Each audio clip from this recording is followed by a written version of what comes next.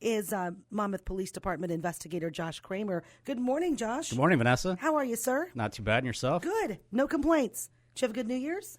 Yeah, can't complain. I mean, we really can't complain about you given the weather forecast, and I see the high is 50 today. So I know, in January. Yeah, that's kind of crazy. Well, we'll take it. Absolutely. I feel like when we get our farmers in here, they're going to say, hey, we need some moisture. Don't they always? Right. Well, we might get some in the form of rain coming up here later this week. Josh, how are things at the Monmouth Police Department? I mean, busy. It's always, what keeps us going, unfortunately. So. Yes, it's like the scam season just flips from one scam to the next scam, almost like holidays, every month. It's like, what's the next one? What's the next one? Yeah, it's kind of scary that you can actually kind of map out what's going to be coming ahead of us, the tax season. So with that being said, they'll be getting those letters sent out, letters and emails saying, you have unclaimed money. They'll want you to contact somebody that's not the IRS and want you to provide information and then provide the good old form of payment of gift cards. So it's kind of unfortunate, the world that we live in. And the real unfortunate thing is when you see that we're up to like 10 billion in losses last year, the year before. I mean, that's crazy. Yes, you have some data in front of you that you're able to compile that tells us what's interesting is the young adults are starting to become more and more of the target, especially young kids. Yep. The thing is, we look through some of these statistics that you pulled up, and it's preventable because it's just doing a little bit of research. But you see that good deal, whether it be on a Facebook platform or you do a Google search for a specific item, and you're like, wow, that's a really good deal. And then if you don't really look into where the purchase is coming from, that's the problem. So you do what you think you're getting a good deal, you provide them a payment, and guess what? Your item never arrives, and you were scammed out for however much that item was. And that's kind of what the trends are, I think, that we're seeing with the younger generation. Yes. We just have to verify. Look at actually scroll to the bottom of that email or that web page and see is it actual reputable company. Yes. And if you take a look at the data, the kids, it says 90% of young adults, Gen Z and younger, are on their phone that amount of time per day. 90% have cell phones and are on their phones with access that amount of time per day. So they are I shouldn't say easy, but targets, especially those who don't have parental supervision. Mm-hmm. Yeah, I mean, just look around wherever you go. You'll see that generation, even the store, wherever. They have their phone 90% of the time in front of them. Restaurants, there's always that device. So, they're gonna target them because, like I said, it's pretty easy to target the person that's on there all the time and is naive. They're not going to research to see, what is this I'm really looking at, the unfortunate side. In the ages of 16 to 24, it looks like job scams were the biggest component of the stolen money. Yeah, and that's a weird scam that they've been able to manipulate to get the younger population to think that, hey, this is something that's legit or that you need to buy into. Most businesses have gone, to like taking applications and stuff online, but they're still like, for that generation, make sure that you're confirming who you're talking to and that's an actual company.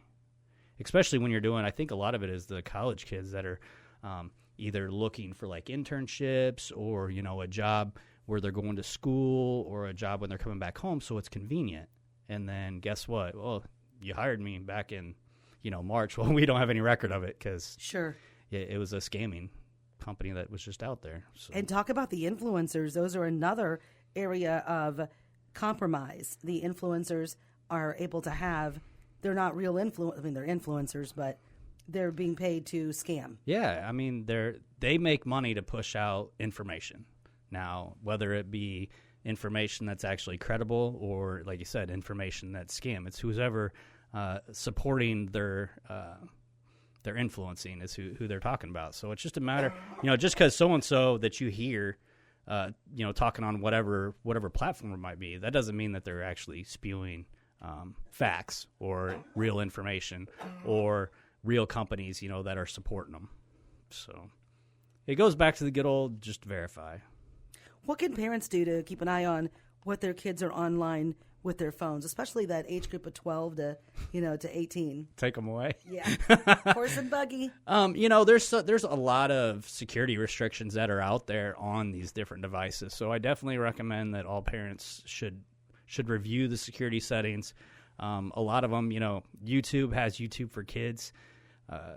Set things up that they can only utilize that are to their age. And I hate to say that necessarily don't 100% put all your weight in, but just monitor them. Don't. The thing I see that maybe my parenting is going to come out here is that too many parents use these devices as babysitting devices instead of engaging with their kids. So, make sure you're engaging. Maybe you set all those settings, but actually look to see what they're looking at. It might take 5 minutes because it's kind of interesting to see like we just talked about, a lot of the stuff that they're pushing to kids out there. You should be aware of that. And talk about, if you could, Josh, we're talking with Investigator at the Monmouth Police Department, Josh Kramer.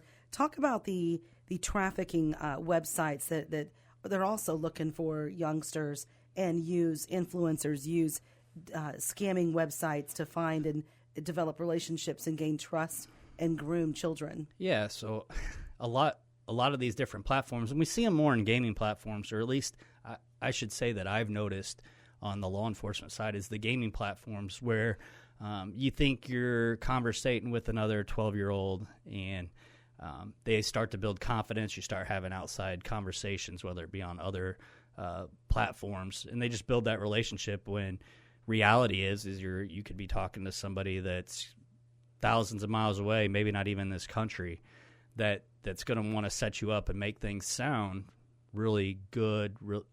They might even provide you like payments online to buy stuff to get their attention, and then next thing you know, they're wanting to meet somewhere, and then it's all over with from that point. They're going to take them. A lot of that you see on the southern border right now. Well, you were seeing on the southern border is that they're getting these kids, and then they're taking them down there. They're luring them in, giving them money, and then guess what? You're either a sex mule or a drug mule now. So it's really, you got to really watch and be on top. Like I said, lock those devices down. See what your kids are looking at, because that information's out there readily available for that targeted generation. And the phones themselves are designed algorithm-wise for bad guys. They know how it picks up on a certain type of child online. You and I know that from a unannounced experiment. We were simply putting up Girl Scout cookie pictures. So proud of the Girl Scouts locally, and within minutes on social media, these men from other countries were liking our picture, and that was very creepy. We took it down. I called you, and but it was creepy because it was designed.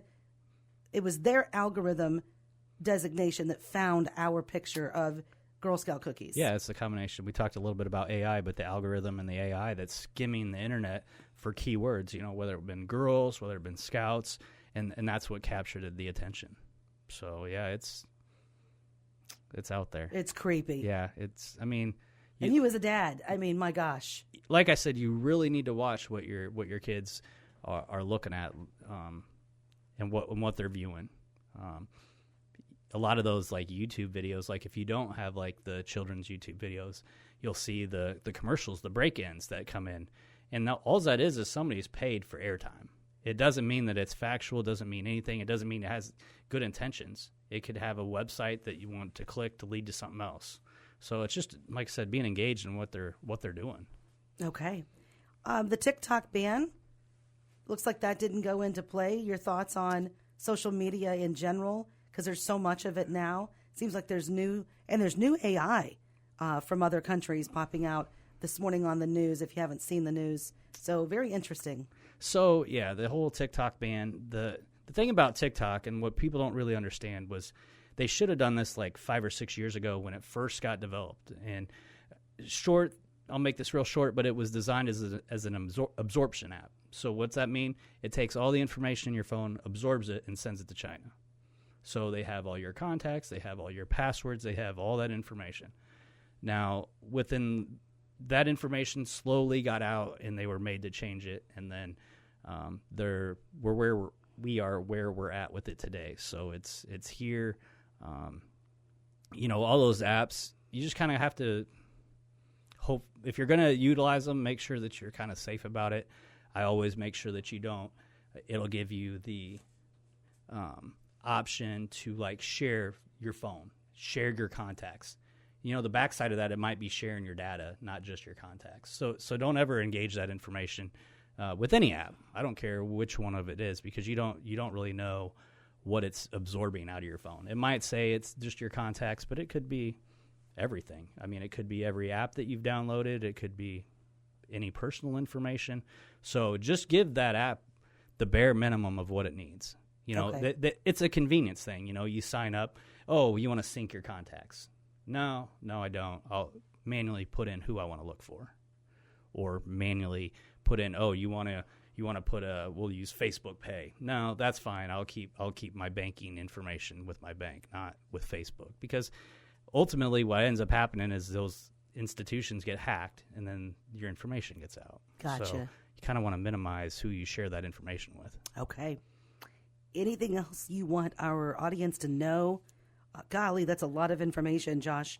Already, I pointed out that you got to be careful about influencers. Talk to your kids about influencers, the job scams, the trafficking, about the gaming platforms, conversations with other people. Be seeing what your kids are looking at, and about keeping your settings of your phone locked down. Don't share your contacts.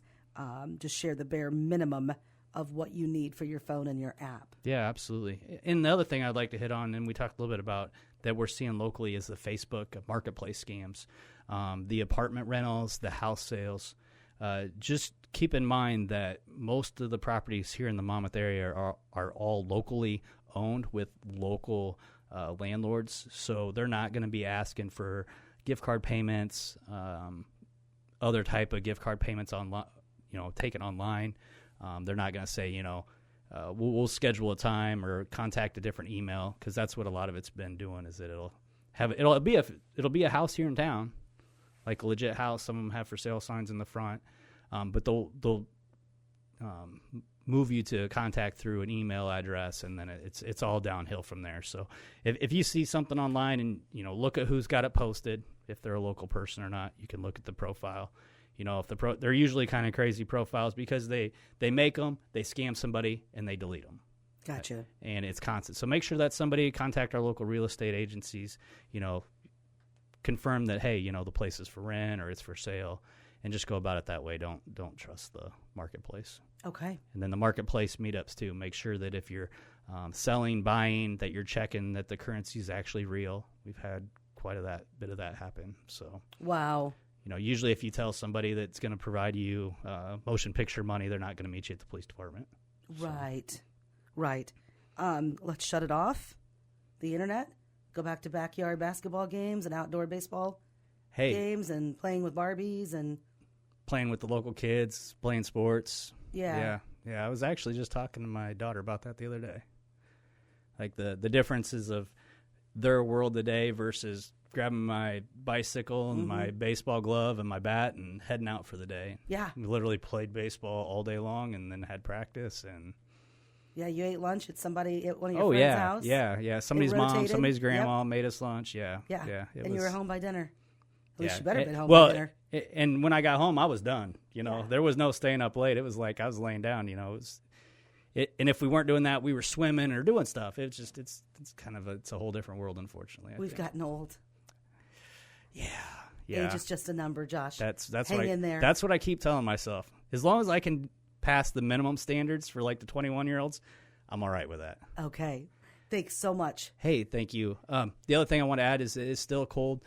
Quad Cities a week or two ago had a child get taken in a car. If we're warming up our vehicles and you leave your children, make sure that you're locking the car, even if it's just a run back inside. I mean, that was literally less than a minute. And they had that car taken with the 2-year-old, or I think it was a 2-year-old. And it was a group of young boys. Yeah, I mean, they were out stealing cars. That's what they do. Thank God that child wasn't hurt. Yeah, well, I mean, 8 hours later, that's pretty scary. That's very scary. One, if we're warming up our cars, don't leave it unlocked. Don't leave the keys in it. But if we leave our kids in it, or anybody else, make sure that we're locking the doors while we run inside or do whatever we're doing. What a crazy world. Yes, it is. Josh, thanks for all the updates. Hey, thanks for having me, Vanessa. Investigator Josh Kramer with us on WRAM.